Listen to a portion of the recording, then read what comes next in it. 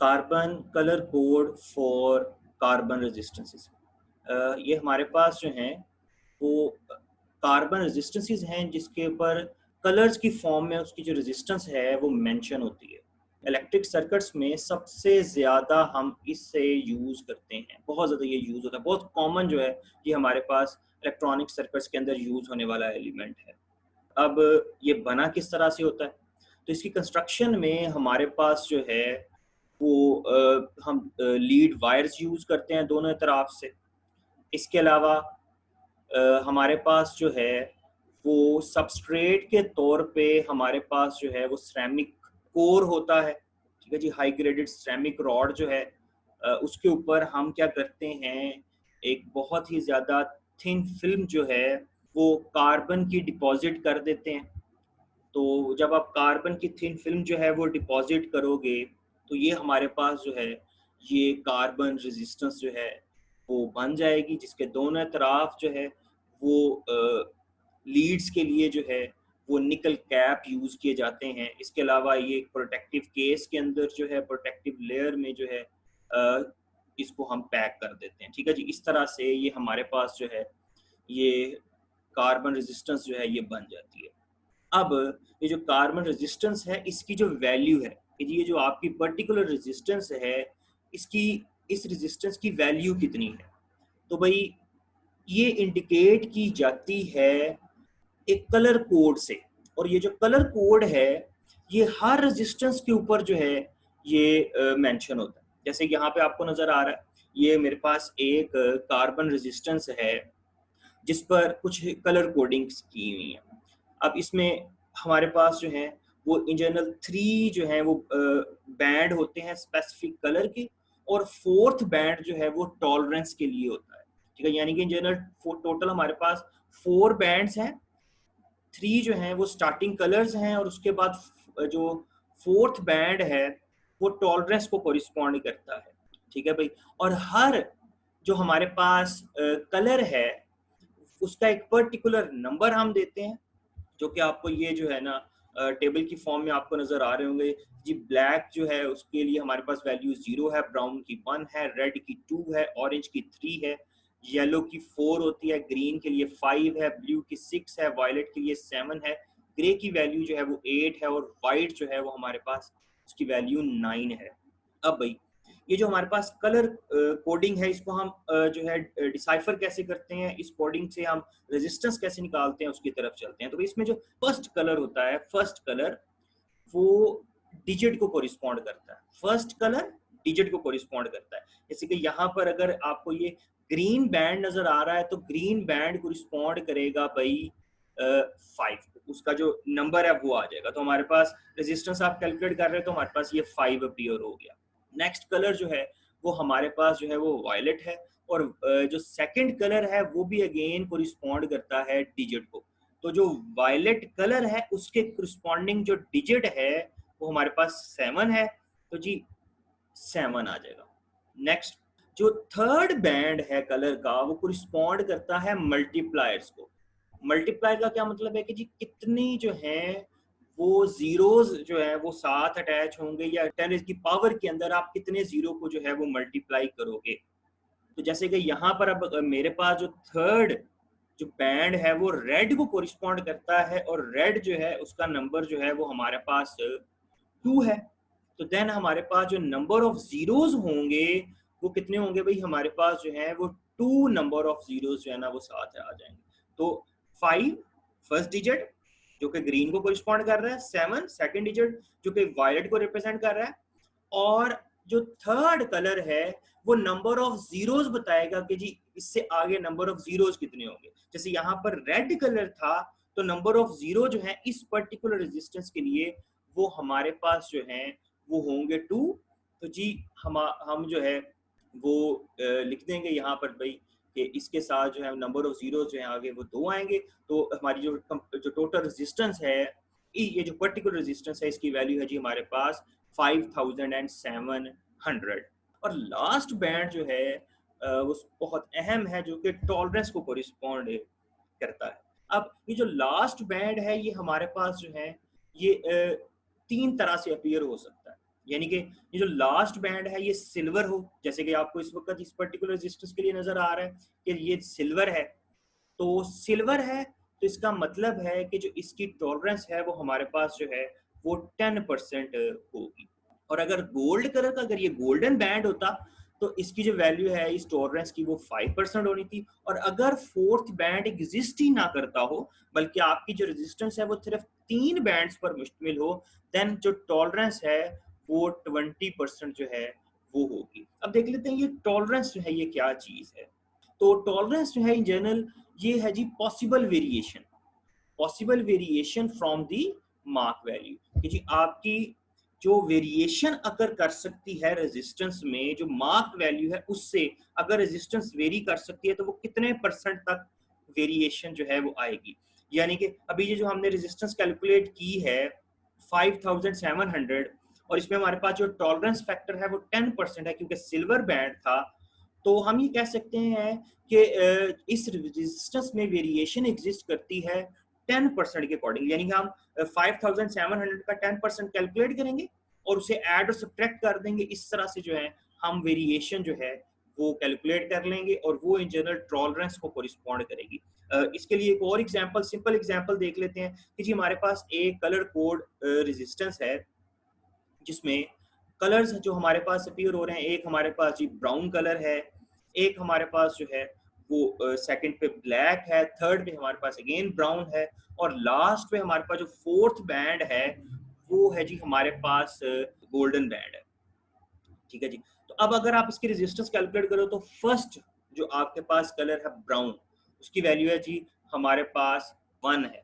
तो 1 के अकॉर्डिंगली अगर आप देखो यहाँ पे, तो 1 के रिस्पेक्टिव से हमारे पास जो है वो 1 आ जाएगा। उसके बाद अगर आप जो है सेकंड कलर के कोरिस्पॉन्डिंगली देखें तो सेकंड हमारे पास कलर ब्लैक है, तो ब्लैक की वैल्यू 0 है, तो उसके रिस्पेक्टिवली सेकंड डिजिट जो है वो हमारे पास जो है वो 0 आ जाएगा। देन लास्ट पे हमारे पास जो है वो ब्राउन बैंड है, और ब्राउन ये थर्ड बैंड कोरिस्पॉन्ड करता है मल्टीप्लायर को, नंबर ऑफ जीरोस को, तो वो हमारे पास जो है वो ब्राउन कलर है। तो ब्राउन के रिस्पेक्टिव जो है, ब्राउन के रिस्पेक्टिव हमारे पास जो नेक्स्ट हमने नंबर ऑफ जीरो लगाने हैं वो 1 लगाने हैं, तो जी हमारे पास एक जीरो जो है उसका इजाफा हो जाएगा। तो जी हमारे पास ये जो रेजिस्टेंस है इसकी वैल्यू हमारे पास जो है वो 100 ओहम होगी इस पर्टिकुलर रेजिस्टेंस की। और फोर्थ बैंड के कोरिस्पॉन्डिंग हमारे पास जो टॉलरेंस है उसकी वैल्यू है जी हमारे पास 5%। अब इस 5% ये जो 5% है ये किस चीज को रिप्रेजेंट करता है, ये देख लेते हैं। अब जी हमारी रेजिस्टेंस जो है वो 100 ओहम विद 5% टॉलरेंस है। अब अगर आप जो है वो नोट करें, ये रेजिस्टेंस थी हमारे पास 100 ओम। अब इस 5% क्या मतलब है कि अगर आप 100 का 5% निकालते हैं तो मुझे वो 5 आएगा। तो जो पॉसिबल वेरिएशन है जनरल उसका क्या मतलब है कि जो मार्क्ड वैल्यू बेशक 100 ओम है, लेकिन जो इन जनरल इस रेजिस्टेंस की वैल्यू पॉसिबल हो सकती है वो 95 से 105 के दरमियान होगी। पॉसिबल वेरिएशन का क्या मतलब है कि जी मार्क्ड वैल्यू 100 है, मार्क्ड वैल्यू 100 है, लेकिन 5% वेरिएशन है। 5% वेरिएशन का क्या मतलब है, 100 का 5% कैलकुलेट करेंगे, उसे प्लस माइनस कर देंगे। जो है वो 5% कम भी हो सकती है, 100 से 5% जो है वो ज्यादा भी हो सकती है। यानी कि 100 का 5% जो है वो 5 होगा, तो इसकी जो वैल्यू है वो 95 से 105 की रेंज में होगी। इन जनरल इसका ये मतलब हुआ कि ये जो टॉलरेंस है ये हमें बताती है कि जो आपकी रेजिस्टेंस जो है वो कितनी, ये जो कार्बन रेजिस्टेंस है ये कितनी एक्यूरेट जो है ना वो होगी। यानी कि अगर गोल्डन बैंड है तो सबसे ज्यादा जो हमारी जो कार्बन रेजिस्टेंस है वो एक्यूरेट जो है उसकी रेजिस्टेंस जो है वो होगी, उसमें जो वेरिएशन है वो कम होगी, और हमारा जो कार्बन रेजिस्टेंस है वो अच्छे मटेरियल से बनी हुई है। अगर सिल्वर है तो जी इसका मतलब है 10% है। इन जनरल इसका मतलब ये हुआ कि उसमें इम्प्योरिटीज जो है वो थोड़ी ज्यादा है। और अगर हमारी जो रेजिस्टेंस है उसमें अगर उसकी कलर कोडिंग में फोर्थ बैंड एग्जिस्ट ही नहीं करता, तो इसका मतलब है कि हमारी जो रेजिस्टेंस है उसमें वेरिएशन जो है उसकी मार्क वैल्यू से बहुत ज्यादा होगी, यानी कि उसमें इम्प्योरिटी फैक्टर जो है वो बहुत ज्यादा है।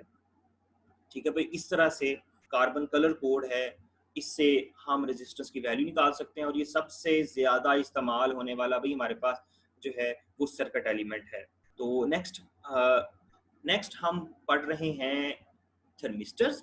थर्मिस्टर्स हमारे पास जो हैं वो रेजिस्टेंस थर्मोमीटर्स हैं, यानी कि रेजिस्टेंस के कोरिस्पॉन्डिंग हम टेम्परेचर को फाइंड आउट कर सकते हैं, और हम इन जनरल इनको इस तरह से भी बता सकते हैं कि ये हमारे पास हीट सेंसिटिव रेजिस्टर्स हैं। इन जनरल ये ऐसे मटेरियल से बनाए जाते हैं जिनका जिनके लिए जो टेम्परेचर कॉफिशिएंट है वो नेगेटिव हो।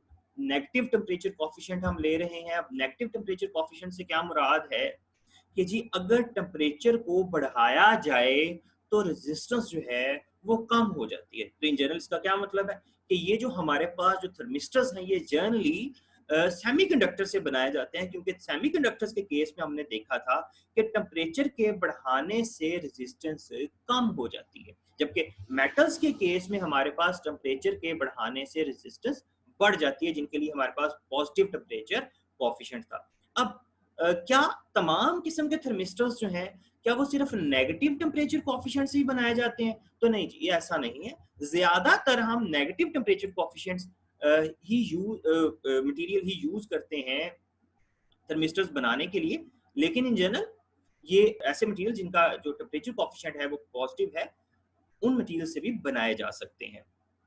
अब जो हम इन्हें बनाते किस तरह से हैं, हम जो है वो सेमीकंडक्टर सिरेमिक मटेरियल्स को जो है वो गर्म करते हैं हाई प्रेशर के अंदर, और ये जो पर्टिकुलर सिरेमिक मटेरियल्स हैं हमारे पास ये बने हुए होते हैं मेटल ऑक्साइड से, और इसमें जो कौन से किन पर्टिकुलर मेटल ऑक्साइड से ये बनती हैं उसमें हमारे पास शामिल है मैंगनीज, इसके अलावा निकल है हमारे पास, कोबाल्ट है, कॉपर है, और हमारे पास है जी आयरन। ठीक है जी। तो इन पर्टिकुलर जो हमारे पास जो मेटल्स हैं, इनके ऑक्साइड्स जो है उनसे उनके मिक्सचर से जो है ये सेमीकंडक्टर सिरेमिक मटेरियल्स जो हैं वो बनाते हैं, देन उससे जो है हम जो है थर्मिस्टर्स जो है वो बना सकते हैं। अब थर्मिस्टर्स जो हैं वो हमारे पास मुख्तलिफ शेप्स में जो है ना वो अपीयर होते हैं। तो जैसे कि कुछ जो है इनको बनाए जाते हैं बीड्स की फॉर्म में, कुछ डिस्क की फॉर्म में है जी हमारे पास, सिलेंड्रिकल टाइप में भी हैं, रॉड्स की टाइप में भी हैं जी हमारे पास, और वॉशर की तरह के भी होते हैं, जैसे कि यहाँ पर आपको नजर आ रहा है। ठीक है जी। डिस्क फॉर्मेशन भी है, सिलेंड्रिकल फॉर्मेशन भी जो है ना वो हमारे पास एग्जिस्ट करती है, और इस तरह से मल्टीपल शेप के अंदर जो है वो हम इन्हें डिजाइन करते हैं। इसके अलावा इनको फिर जो है वो पैक कर दिया जाता है ऐसे मटेरियल्स के अंदर जिसमें से कोई फ्लूइड जो है वो पास ना कर सके। स्पेसिफिकली हम जो है वो ग्लास को यूज करते हैं इनकी जो है ना इनकी कैप्सुलेशन के लिए, इनको पैक करने के लिए। अच्छा जी, अब ये इस्तेमाल किस जो है ना, जैसे कि मैंने कहा कि ये टेम्परेचर डिपेंडेंट रेजिस्टेंसेस हैं। टेम्परेचर डिपेंडेंट रेजिस्टेंसेस का इन जनरल क्या मतलब है कि हम टेम्परेचर के अकॉर्डिंगली वोल्टेज बता सकते हैं, और अगर हम पर्टिकुलर वोल्टेज अप्लाई करें तो उसके करस्पॉन्डिंगली हम जो है वो रेजिस्टेंस को मैयर करते हुए हम टेम्परेचर जो है वो भी कैलकुलेट कर सकते हैं। जैसे कि जो नेगेटिव टेम्परेचर कोएफिशिएंट से के मटेरियल से बनाए जाने वाले जो थर्मिस्टर्स हैं उनको इस्तेमाल करते हुए हम टेम्परेचर मैयर कर सकते हैं, और आज तक हमने जो मिनिमम टेम्परेचर मैयर किया जी हम 10 केल्विन तक एक्यूरेटली जो है वो मैयर कर चुके हैं नेगेटिव टेम्परेचर कोएफिशिएंट वाले थर्मिस्टर्स को इस्तेमाल करते हुए। ठीक है भाई। इसके अलावा ये टेम्परेचर सेंसर्स के तौर पर भी इस्तेमाल होते हैं, यानी कि पर्टिकुलर जो टेम्परेचर पर एक ये खास वोल्टेज हमें देंगे, और किसी खास पर्टिकुलर वोल्टेज के अकॉर्डिंगली जो है ये रेजिस्टेंस जो है वो अप्लाई करते हैं, और उसके क्रॉस जो है वो टेम्परेचर जो है वो हम मैयर कर सकते हैं। तो टेम्परेचर सेंसर के तौर पर इस्तेमाल होते हैं, यानी कि ये खास किस्म के जो टेम्परेचर में वेरिएशन है उसको ये इलेक्ट्रिकल वोल्टेज में चेंज कर देंगे, और जो है हम टेम्परेचर को सेंस कर सकते हैं जी इस तरह से। इसके अलावा जैसे कि आपके सर्किट में नजर आ रहा है कि आपने जो है एक थर्मिस्टर जो है उसको एक बैटरी के साथ अटैच किया हुआ है, जिसमें से पर्टिकुलर एक करंट पास करता है, और वो यहाँ पर हमारे पास एक माइक्रो एम मीटर है, और ये जो माइक्रो एम मीटर है ये इन जनरल करंट को मेजर करते हुए हमें टेम्परेचर जो है वो बताएगा कि इस पर्टिकुलर करंट के कोरिस्पॉन्डिंग जो है वो हमारे पास कितना टेम्परेचर जो है वो एग्जिस्ट करेगा थर्मिस्टर्स को यूज करते हुए। तो इस तरह से ये हमारे पास हीट एनर्जी को इलेक्ट्रिकल एनर्जी और इलेक्ट्रिकल एनर्जी को हीट एनर्जी के कोरिस्पॉन्डिंग जो है वो सेंस करके जो है वो हमें बताते हैं, और उसके अकॉर्डिंगली जो है वो ये सेंसर के तौर पर इस्तेमाल किए जाते हैं, या ये इन्हें हम थर्मामीटर के तौर पर इस्तेमाल करते हैं।